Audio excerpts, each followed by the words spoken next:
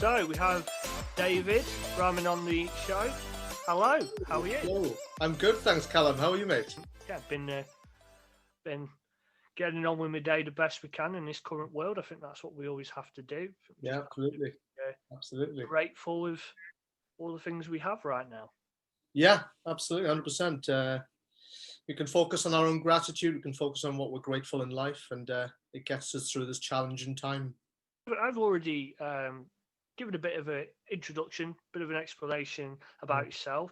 But just for the listeners that tuned in, just give us a little brief description of yourself and what it is that you do, David.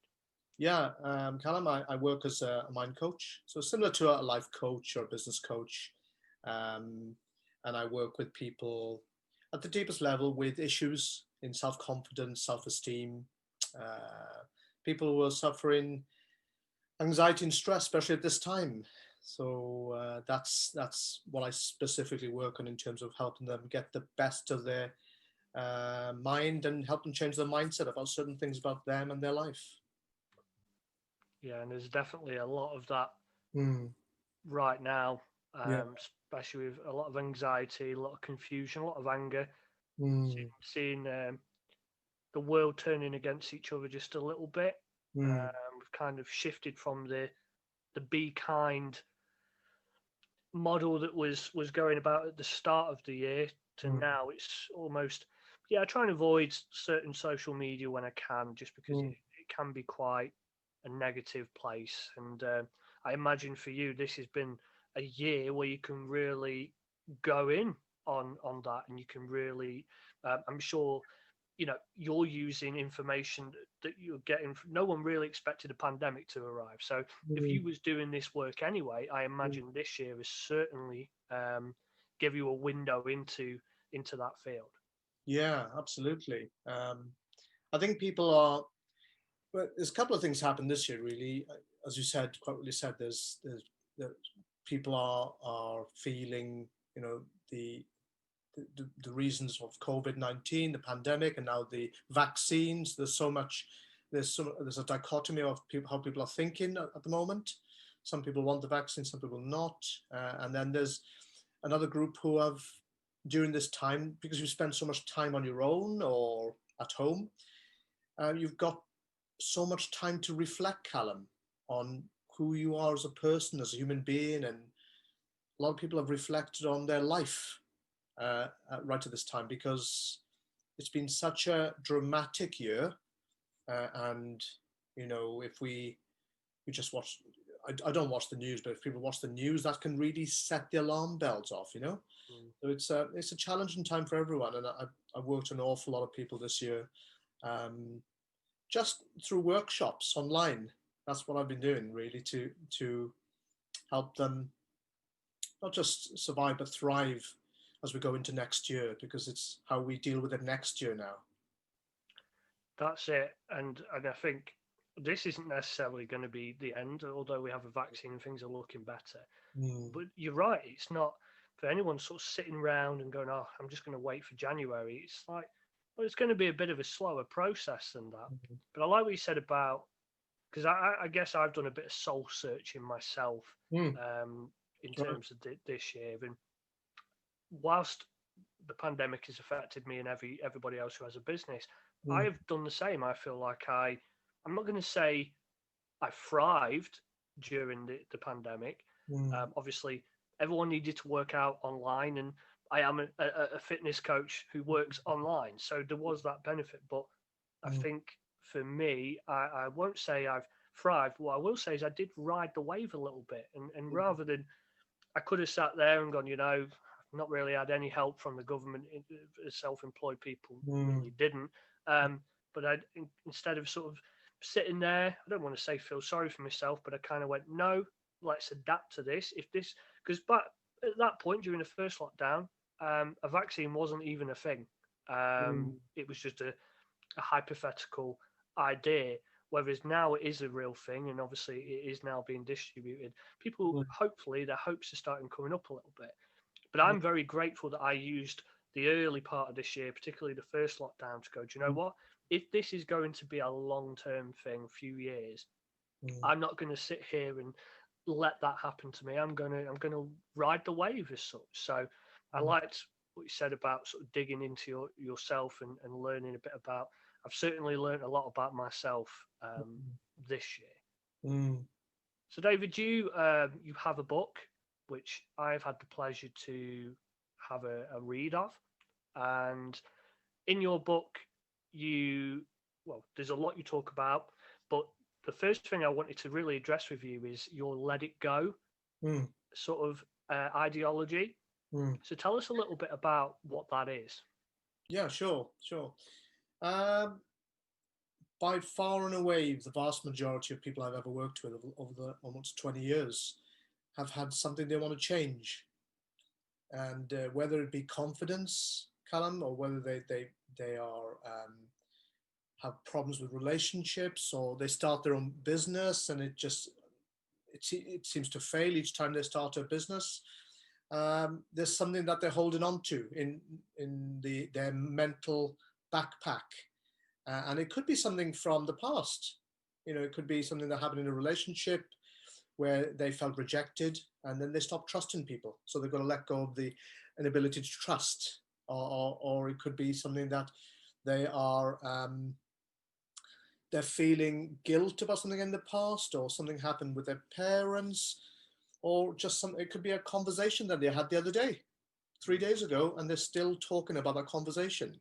They're not letting go of it. So the work on let it go, it really is, what I found out is, I could ask you this: if you could let go, Callum, of the bad past, or just let go of the negative things in your past, how would you feel? In one word, how would you feel?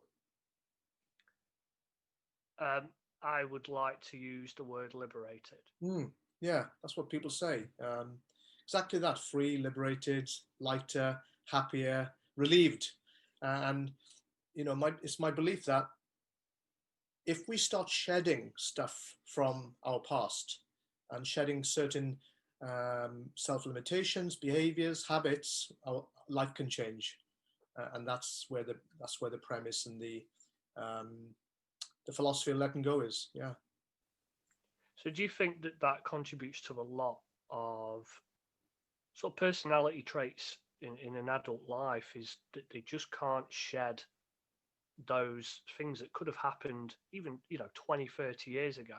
Do you think that they still linger, even if they're not necessarily at the forefront of the conscious mind? Are there certain things that they just stay with you? It's sort of embedded in your memory, and you kind of always respond to that?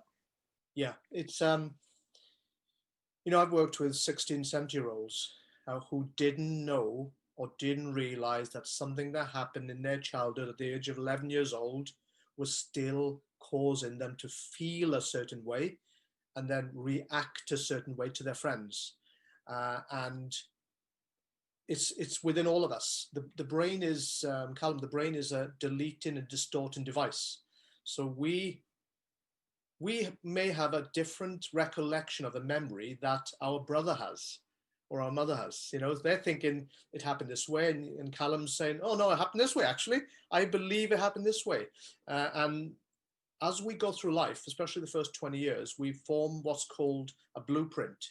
This is like a mental blueprint of how we think, how the world is according to us, and where we fit in this world. And yeah, it's, obviously I work with people from teenagers to seniors, but one thing got in common is they're still reacting or responding to stuff right now, but in a way which is directly related to something in the past, which could be totally unrelated, Callum, but it's happening. Yeah, 100%. And as soon as you said the word blueprint, it can make so much sense to me. And I don't mind talking about it because I openly talk about it for awareness anyway. But when I was 26, 27, so I was diagnosed with general anxiety disorder, which was, although that was officially then, I knew I'd experienced it since I was 18. That's when I really understood that my brain was almost being a bit of an enemy to me. I was almost in a battle with myself. And I know why that is. I won't go into it on a podcast, but there'll be certain people in my life that will know the reasons why. That's deep into my past, and it makes sense because I will still. One thing that I have realised, so even little things, I have a phobia of balloons, right? Which Right. is people laugh about that. No, it's Mm, not the balloons themselves. They're mm, cute little round things. The mm, thing I have a phobia of is at any point they will pop. yes. Mm, Right.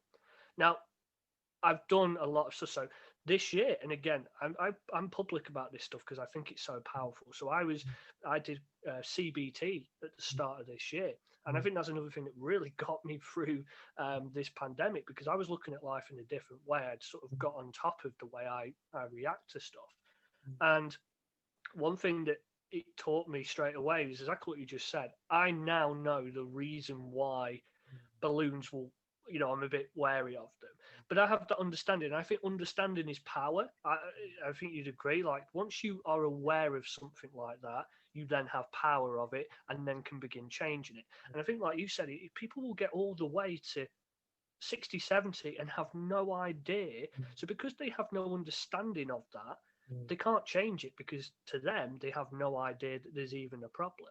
mm, So yeah, that makes so much sense because I can instantly relate that to me. I know some of the things that I do now, some mm, things I work on, some things I catch up with me, or my wife is very happy to remind me. mm, I will now have a lot more understanding of why I do things that I do or how I'm reactionary to things now that I can work on that I probably didn't do 2 years ago.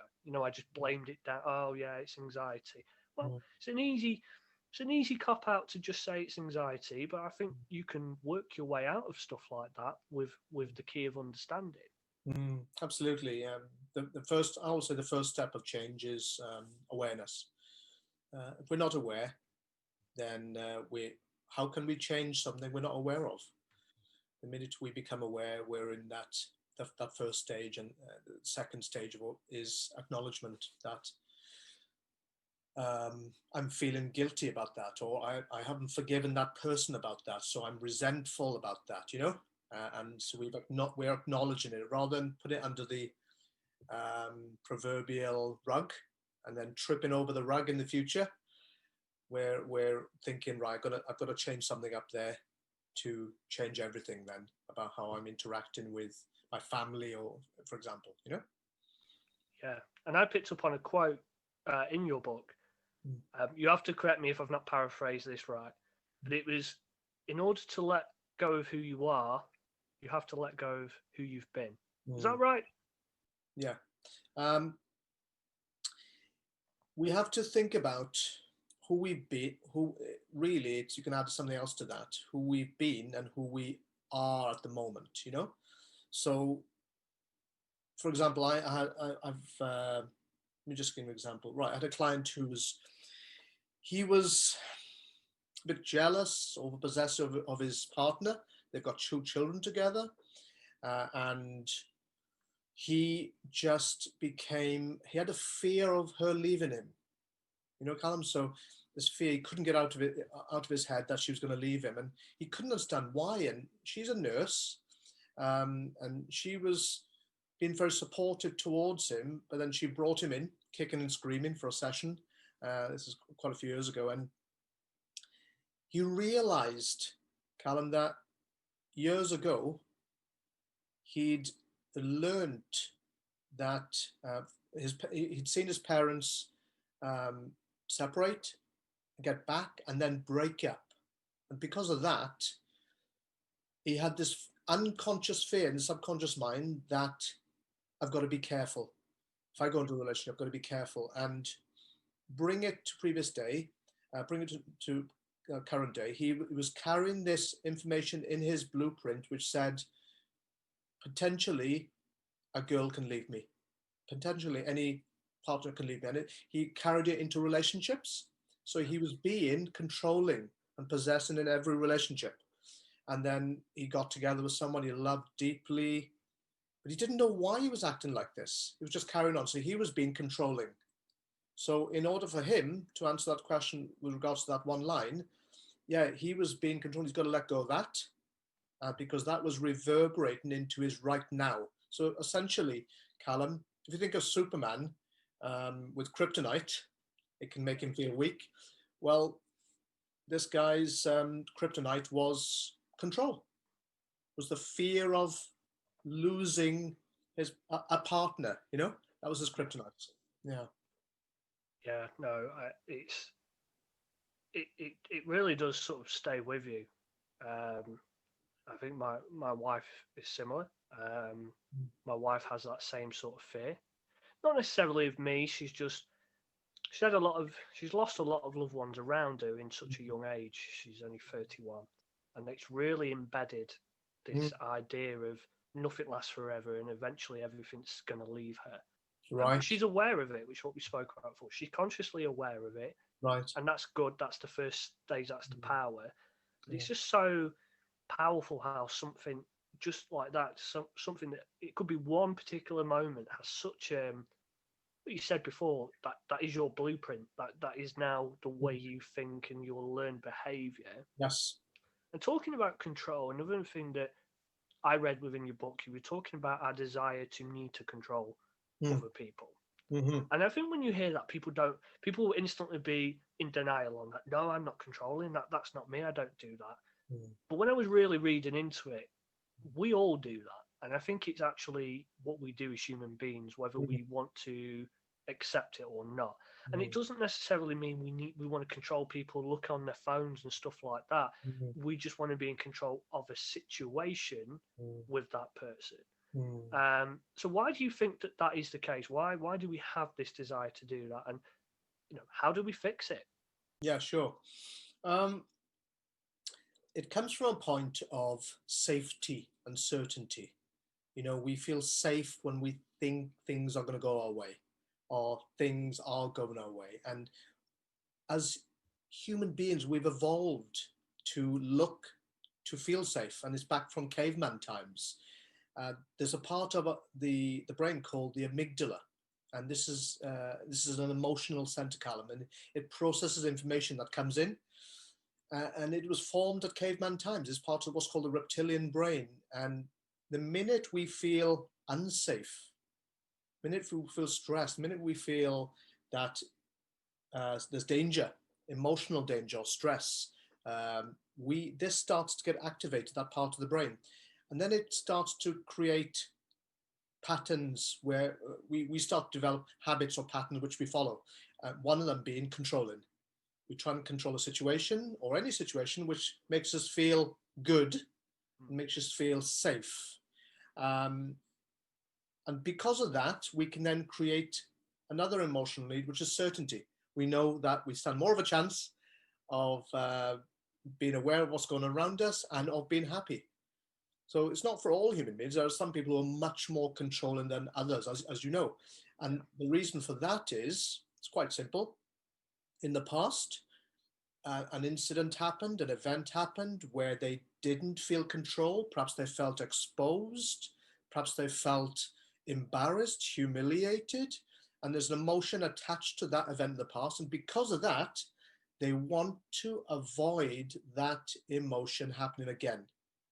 So they'll try and control any situation which could potentially involve that emotion. So it might be someone, I remember a client, and they'd been embarrassed in school, humiliated by the teacher, which should never happen. And because of that, they were humiliated. I think they were standing up reading an essay, and everybody, including the teacher, laughed. So this person wants to do presentations and speaking for the business, has a general phobia, has a problem with doing it because this anxiety comes up, and that's connected from something that happened 20 to 30 years ago. So that's an example of, they now will try and avoid presentations or speaking, which is costing their business, all because of something that happened a long time ago. So that's an example that's just a simple example of control. Yeah, definitely. And I think some people may know it as small man syndrome, or at least that's one of the terms that gets thrown around, which is a little bit naive, but at the end of the day, that is what small man syndrome is. It's clearly this person was, quote unquote, bullied in a certain situation that now they demand that power themselves because of something that was missing in the past. And again, I hold my hands up. There are situations similar to me. I was always a very small person. I always had a baby face. I was never taken that seriously in certain jobs that I was, and I hated it. I absolutely hated it. And I always had, and again, this is stuff that I learned on CBT. If you're struggling with things like anxiety, I always recommend CBT in that sense, because it just teaches you how to take control of your own emotions. Or going by David's book, which we'll talk about after. But one thing that I really do, again, soul searching this year, I have this issue of, it's like a respect issue. And I've always felt, if I felt disrespected in my past, and that really sticks with me, and I hate it. So I'm quite confident talking in public and stuff like that. I do seminars. I've delivered workouts for hundreds of people. That doesn't really affect me because in that position at that time, I am the authority in that room. Right. It's not that I get a buzz from that, but I do. You mentioned before, you do feel good from it. So talking about control, I have control at that moment. The switch flips, and I am now in control of that situation. But if I go back home and my mother-in-law's round and my wife's round or my mum's round, and suddenly I'm being ganged up on because I forgot to wash the pots, or I did something daft, I hate it, because suddenly that control was shifted and now I'm disrespected in a group of 3 people. Now, when I say it sounds daft, but again, it's awareness. I'm aware that I do that as a human being. I understand why I get angry by that. And as a result of that, I have a lot of irritations to things. And these are things that I'm working on because I'm aware that I do them. So I think that, yeah, the whole control thing, when I was reading it in your book, I thought, this is great. This. I find myself nodding, going, yeah, I don't find myself a controlling person in terms of controlling people, but what I do agree with when you said before, but controlling situations, yeah, 100%. That's something that I probably do relate to quite a lot. Yes, it's quite common.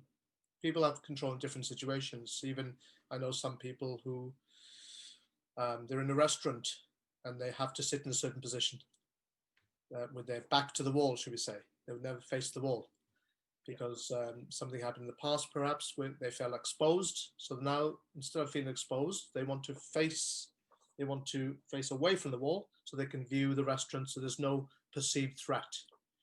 I like that. Yeah. A bit like a cat. Yeah. A cat always has to make eye contact with you because and I think that's what you said about caveman times. It's animal instincts. Yeah. And I suppose we as humans, we still have those animal-based instincts in us, and it's like, yeah. Well, and I think some people the other way. I think some people become quite submissive because of that.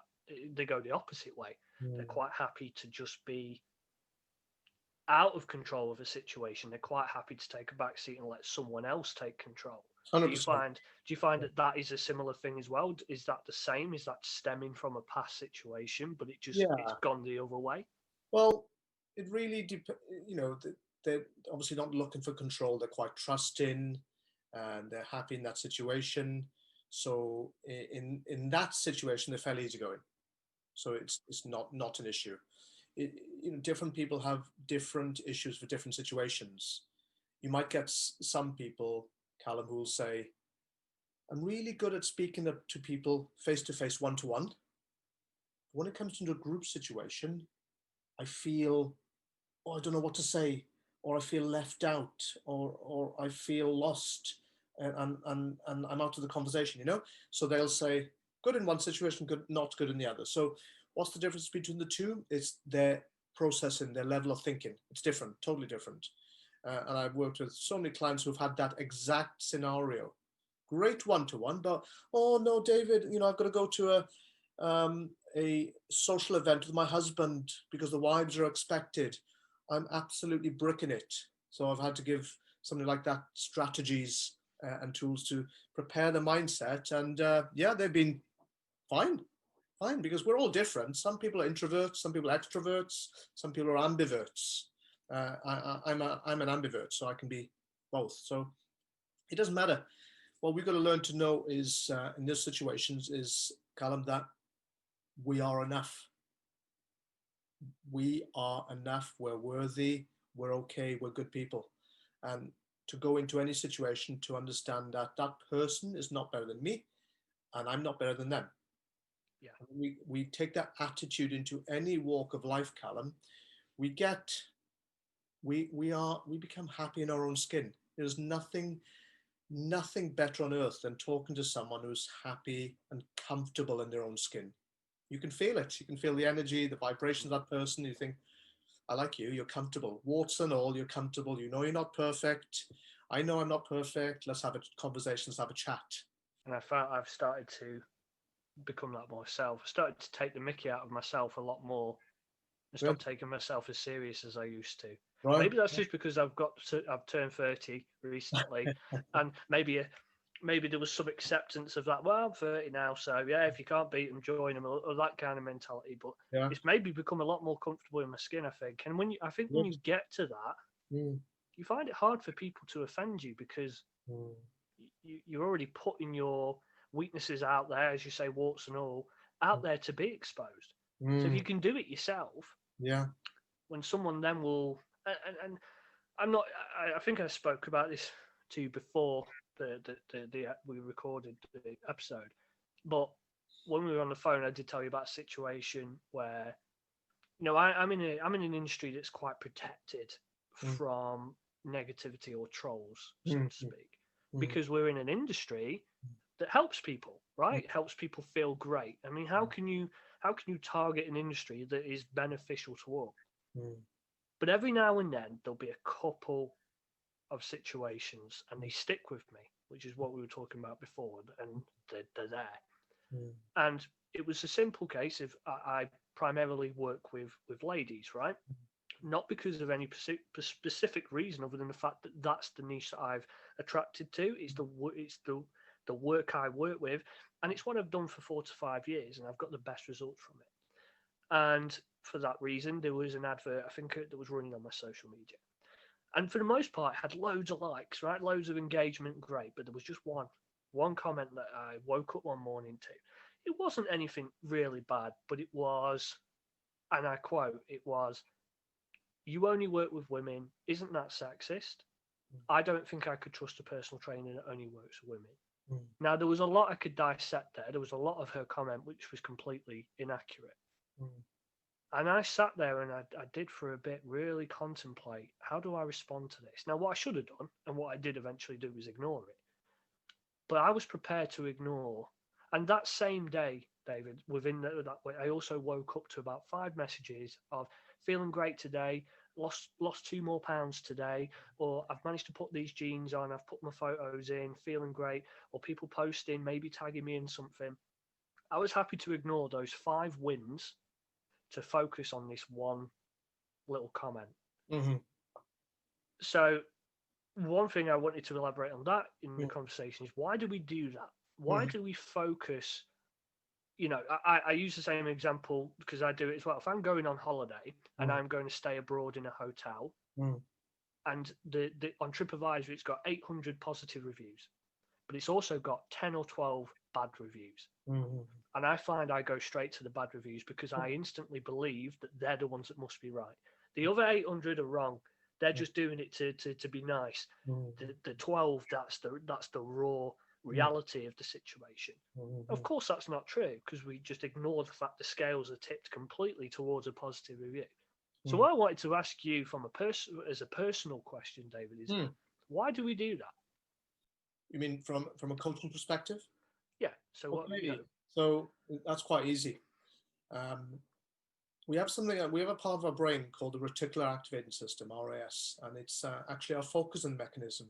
It's the same focusing mechanism which, when you buy a new car, say you bought a Mini, Suddenly that week you see the same Mini as yours everywhere. Everywhere you look is that car, and you haven't seen that car before, and you've just bought it, and suddenly it's there parked up, and you think, where have all these cars coming from? Because I haven't seen it. But when our brain, have you noticed when we're interested in something, it suddenly starts popping up everywhere. You want to book a holiday to Florida, you see it in a magazine, you see it on TV, it's like, wow, somebody's talking about it in work. So this part of our brain, the RAS, focuses on what it thinks we want. And that is allied with that part of the brain I mentioned called the amygdala, which is our emotional center. So this is just like what you say. If a lady, this is an extra bit onto what you've just said about positive comments and negative comments. Imagine a lady going to a wedding party and she's dressed up and she gets 99 compliments that night, feeling good. But when you get compliments, you say, oh yeah, thank you, that's nice dress. But it doesn't emotionally get you. It goes there. You don't feel it there. And then as she's leaving the party, let's call her Jenny. So as Jenny's leaving the party, she hears someone say something insulting about a dress. There are other ladies around her, but she's keyed into, it must be me. Yeah. So she's walking at the party with her husband, feeling shocked that how dare somebody's insulted her, but she hasn't seen it, but she's heard it.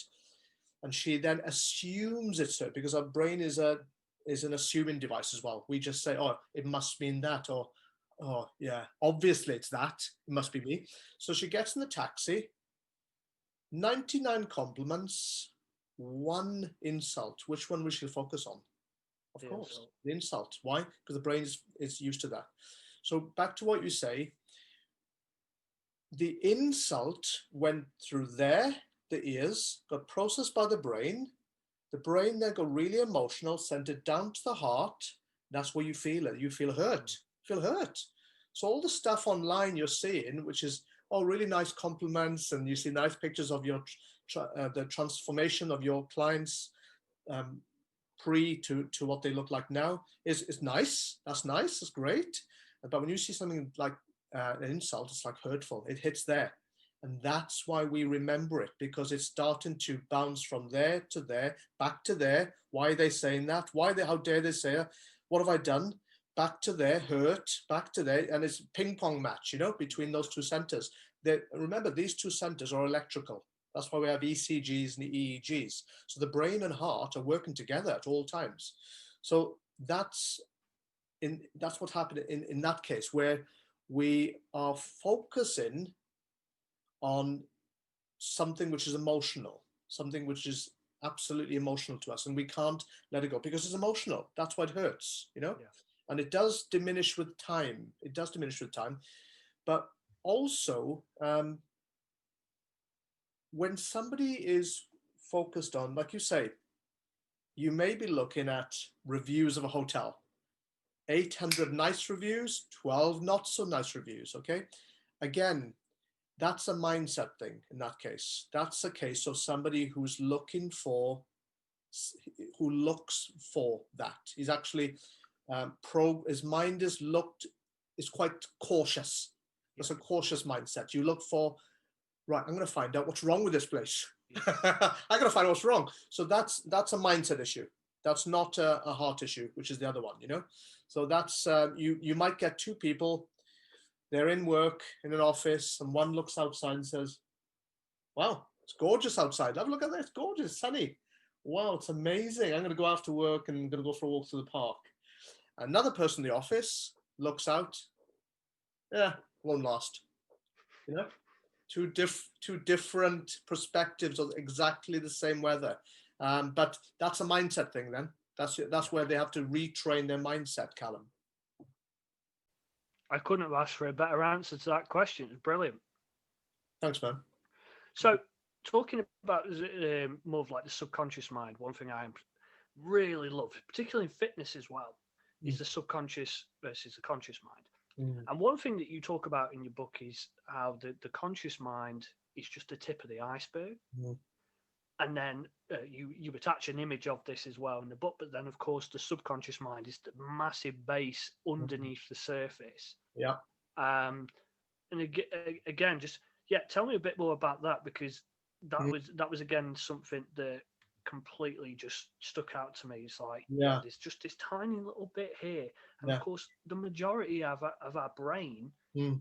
that's storing all this information isn't even the stuff we're consciously aware of. No, no, you're right. I mean, I always look the analogy of the iceberg. Imagine the tip of the iceberg is tiny. That's the conscious mind. What's underneath the ocean you can't see, but it's massive, and that is your subconscious mind. That's running the entire show. So if you imagine, when you're learning to drive, if you see a learner driver anywhere, you'll see the look on their face. They're like, they're really concentrated and focused, and they don't see anything but the controls and the road. They can't think straight except do the work when they're learning. And they're a picture, when we see them, of concentration. Fast forward 10 years later, they're not thinking about driving. They're just doing it. They're going from Birmingham to Leeds. They're just getting on with it. They're thinking of what they're having for dinner that night, or going to attend a meeting. What am I going to say at the presentation? So the driving bit has been locked into the subconscious mind. Initially, when they're learning to drive, it's conscious. The conscious mind is doing that. Right, mirror signal maneuver. Right, okay, go into second gear, Callum. Right, now into third. If you remember those days, when we learned to drive. At that time, it was called consciously incompetent. We're learning to drive. And then by the time you get to your driving test, when you're absolutely bricking it on that day, and the driving instructor sitting next to you, evaluating you, and he's evaluating you, he or she is evaluating you, you're at that point, you're consciously competent. You know how to do it, but it's not second nature yet, or it hasn't sunk in. We say sunk in. Well, think of it sinking into the iceberg. So the minute you pass your test, it's at that point it starts to become automated. You start to then give your friends lifts, and you start to drive a bit faster. You start to get a bit cocky on the road, and you get bad habits. People start to cross their hands, and at that point, you become unconsciously or subconsciously competent, which is it's ingrained in you. Then we say ingrained. It's gone under the iceberg. So everything we've ever learned in our life, walk, where we talk, where we spell, the way we learn, where we read, anything, the way we take pictures on the camera, where we play the piano. Once upon a time, we were a novice. And then as an expert, it goes into the iceberg down below, and we don't have to think about it anymore. So that's the subconscious mind, Callum, is a reservoir of all our data. That's automated now. So I might ask you, what's the name of that actor in that movie? You'll say, oh, Tom Cruise. Now that wasn't conscious. That was underneath the surface, subconscious. It went from conscious question, what's the subconscious? Right, okay, back up. And it comes out through your mouth. That's an example. So if you look at a baby learning to walk, you can see they don't give up. They fall down, get back up, fall down, because they're consciously trying to learn to walk, Callum. And then now look at us. We don't think about walking. It's there. It's the same as getting dressed, isn't it? You don't think about how to put your clothes on. No. You just put them on. But interestingly enough, Callum, for example, when you put your jeans on, which leg do you put in first? I feel like this could be a trick question, but left every time. Okay. Now, tonight, if you do change your clothes tomorrow morning, put your right leg in first and see how it feels. You'll feel a bit strange when you do something which is different to what you automatically do. It'll be like, oh, this feels really odd doing this, and it'll take you longer to put your trousers on. Yeah, I use this in terms of my program delivery, because I would deliberately get people to exercise and maneuver in different ways that they're not used to. Because when we go to work, it could be, especially with like posture correction and stuff, there'll be a lot of times where people, I've got pain in my right knee, I'm dead tight on this side. And then I'll say to someone, for the entire 10 minutes you've been speaking to me, you've been leaning onto one side of your body. That is your leaning leg. That's what you lean on. And if you do that, how often do you do that every day? How many fibers in that muscle tissue are being teared up just by that weight bearing onto it, that it becomes dominant, both neurologically as well as musculoskeletal as well. How many times do you do that? So then what I'll get people to do is, okay, we're going to work on that left leg, and it feels weird. Or I'm going to try and do exercises that shift you onto that side. Well, I don't like this, but I actively get people to do that because I try and get people out of the comfort zone, particularly with movement, because I always say to people, the body likes to cheat sometimes physically. Certain muscles your body will try and take shortcuts when you're exercising because it wants to be comfortable. But sometimes comfortability is the enemy of progress, and we have to try and fight against that. So I actively try and get people to do that. But one thing I'm certainly going to do when I slip into my pajamas tonight, David, is I'm going to try, because I'm going to try and program that into the subconscious, but I'm going to try putting my right leg in first. And I can already now, just visualizing, because we're talking about visualization, I can already see that going not so well. I'm going to try the same when I put my top on as well, because I think there's a certain way I try and do that. It's like, Callum, are you right-handed or left-handed? So I'm right. Try right and left-handed. Then you'll see how your brain has to work differently. Yeah. You're so used to, you can talk to someone and write.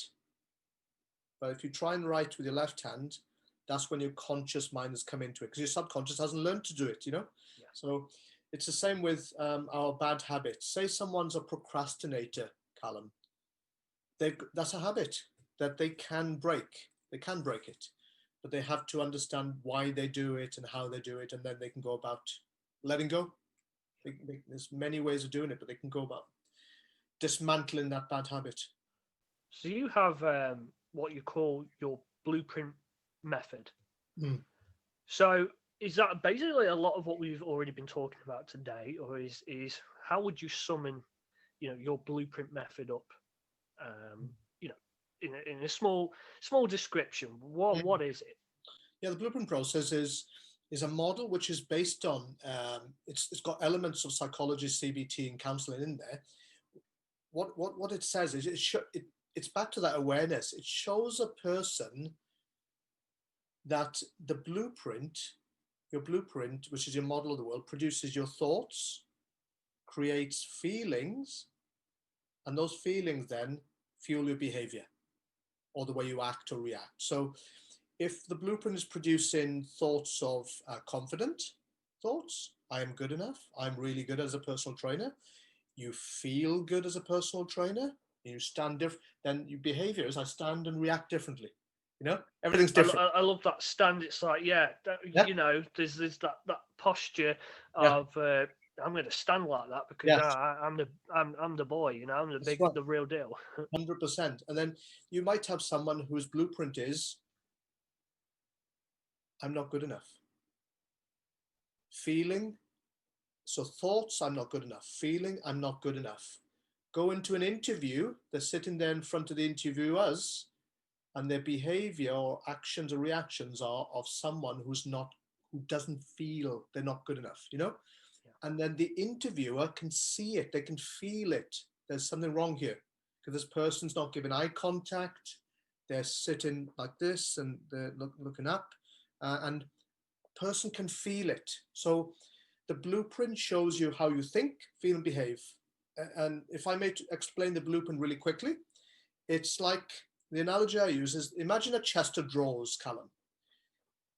One drawer, you've got your t-shirts. Next drawer, underwear, underpants. You've got next drawer, socks. Next drawer, some other things, handkerchiefs.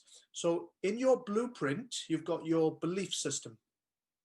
All the beliefs you have about yourself. Next one, you've got your values. What you value in this world. What's important to you? Is it loyalty, respect? Is it you want validation all the time? Is it adventure, freedom? The next one is emotional. You've got emotional needs. The next one is your memories. The next one is what I call your toxic thinking. Toxic thinking is, I need to have the last word in the conversation. You're never going to get one over me. Or I need to be correct all the time. I need to be right. And You're talking about my wife now, because She listens to this, so I'm going to get in trouble for that comment. Yeah, man, you're going to be in trouble today, you know. So we've got these separate files in the blueprint, and the blueprint's just like, it's like as I mentioned in the book, it's like a software, you know. You're born with this blueprint, and you start to populate it with data. But one day, by accident, like a computer, you introduce a virus into the software, and then the computer then starts to freeze, pop-ups, doesn't work properly, and we've got software there, and we might get hurt one day, we might get embarrassed, we might something scares us, and it changes our blueprint. You can go from feeling confident to losing it straight away. Yeah. Something happens, you know. So that's how the blueprint is. It's all about awareness, if the truth be known. Fantastic. And awareness has been a big part of everything that we've spoke about so far. It does seem to be that process, which is once you're aware of it, starts with awareness, and only when you're aware of something can you actually make any change about it. Yeah, definitely. So one thing else I noticed as well, that you've actually set up your own TV network, TV channel. Is that right? Yeah, it's just in its infancy, and it's davidrahman.life, and it's where I do live workshops. I started it, I mean, during lockdown, Callum, I did about 100 workshops between March and October, and 80% of those were free. They were for the public, and I was just doing them every day. It was to give back, to help people. It was helping myself because I just wanted to live on purpose, do something. Yeah. And after lockdown, the first lockdown happened, and I thought, well, I'm going to open a channel, like a private channel. It's not on YouTube. It's separate, where people can watch the live workshops, because people were asking me, oh, I missed the live workshop. Do you have recordings? I said, no. But with the channel, they can just go in there. They can be a member. They can watch live workshops, recorded workshops. If they missed it, they can see it again. They can see my courses on there. So yeah, it's in its infancy. I'm just starting it off to help people in their own time. You know, it's about convenience. It's fantastic, and I think in a world where everything's about instant now, you know, Netflix, Spotify, which people will be listening to this on mainly, people like this idea of having access to stuff when it's convenient to them. We did a very similar thing, probably not to that level, but of course, my gym was thrown into online in March, and although I also have an online business, so I was used to that. My gym and my gym members, they wasn't. So very quickly, I had literally 2.5 hours. I went in, built a website, and the idea was to create, very similar to what you just said, it was almost like a mini Netflix for our community within our gym members. And things would include, you know, selection video sources for nutrition, exercises would include the live Zoom workouts that we were going to be doing during lockdown that all got collated in there, pre-recorded stuff, stretching, and all that sort of stuff. And over time during the lockdown, we just added more to it. So we have something similar, very, very small in comparison, but even just for our small community of our members at the gym, we now just have this video. We call it, because my gym's called PT Corner, so we call it PT TV. And it's basically they'll log in, they have member access to it. Of course, they have to be a member. And then, yeah, they have access to like different kinds of workouts, nutrition. There's like a highlights bit as well. So anything, you know, we had guest events during lockdown. We had a lot of local musicians and chefs come on and film for our members. We throw all that on there. We're not doing too much live stuff at the minute, but yeah, it was very similar to. So I understand what you mean by a network, and I think that's amazing. The amount of content you must have on that, particularly if you were doing that many workshops. So not only have people got access to the live stuff, but straight away off the get-go, they've got a tremendous amount of content just to get stuck in to as well. Yeah, definitely. It is about content, helping people, giving them options, because everybody wants to do or watch something at a different time. Yeah. So yeah, you have to be flexible for that. we've kind of gone against that status quo now of getting the TV guide out, which I still remember. You know, when I was younger, TV guide, what's coming up at the Mm, weekend. Now it's a case of I do it. I'm a big guy on YouTube. I'm always on YouTube for instant access to stuff and Spotify, Netflix. You know, so I think in a world where everyone wants access to as much as they want when they want, I mm, think it's an absolute great thing that you've done there, and mm. I can't wait to check that out. Thank you. Thank you very much. So you've had an exceptional career at this point. Mm, Um, what would you say, as this sort of last question, mm. what would you say you've learned along the way? What some life lessons you've taken along the way that you would, um, you know, now give feedback to Mm. the listeners? I think I think that we have to be grateful at any time. I think one of the fastest ways of getting out of a negative mindset, especially first thing in the morning, is instead of wondering what you don't have or the lockdown or just worrying about things that are not in your control, just to ask yourself a question: what could I be grateful for right now? And immediately the brain goes looking for that part of the brain goes looking for, well, what could I be grateful for right now? I might just say, the mug of tea or coffee or water, or the fact that we've got freedom, that we can open the window and breathe fresh air if we want to. We can go into gratitude to the point where you're grateful for the remote control for your TV, because if you lost it, then you'll be stuck. How am I going to look on Netflix? So if you look at your life in detail, there's so much to be grateful for. We're living the life better than royalty did 100 years ago, because we have so much, but sometimes we feel as if we've got so little. And that's one thing I've learned is, yeah, great gratitude. Um, Another thing I learned is that we are all equal. It doesn't matter who you are, we are all equal at the end of the day. And there are so many people out there comparing their business, comparing their life, comparing themselves to people online who nothing to do with them. It used to be keeping up with the Joneses, but it's just gone so much further. And I remember speaking to a client a few months ago, and she is what society would perceive as very good looking, but she doesn't think so. And she goes online and then starts comparing her looks to others. And then she says, David, I feel depressed after 20 minutes of looking at my friends' pictures on Instagram. And I shake my head, but I know why she's doing it. It's because deep inside, she doesn't feel good enough. She doesn't feel enough. And I'm saying that no, the one thing I've realized is no, we're all equal. We're all good enough. If somebody makes you feel not good enough, they don't deserve to sit at your table at life. They don't deserve to be at your table. You're going to have to let them go at some stage, because there are some people who they don't want you to feel as good as you do because they don't feel good about themselves. So they try and bring you down. So I always think that no, we're all equal. And the final point I would say is that I've learned that I am worthy. I value myself. I love myself. I love myself. So should you. So should everyone else. It's not an ego thing. It is, in order for us to express ourselves totally to everyone else, we have to love ourselves, and it's got to start with us. Because when we're buzzing with energy and joy and abundance and love, everyone else around us, like the ripple effect, it's a win-win for everyone, but it's got to start with us.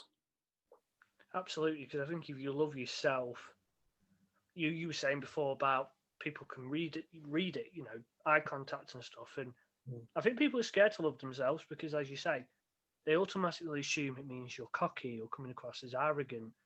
And not really. I think confidence is an attractive trait. It depends how people look at it. A lot of people mistake confidence for arrogance. And a lot of the time, that's because the person we're talking about is being more arrogant and overconfident. But confidence is attractive to everyone. We attract, we walk into a room, and if someone is displaying confidence, you will be attracted to go towards that person because that might make you then feel good and confident about yourself.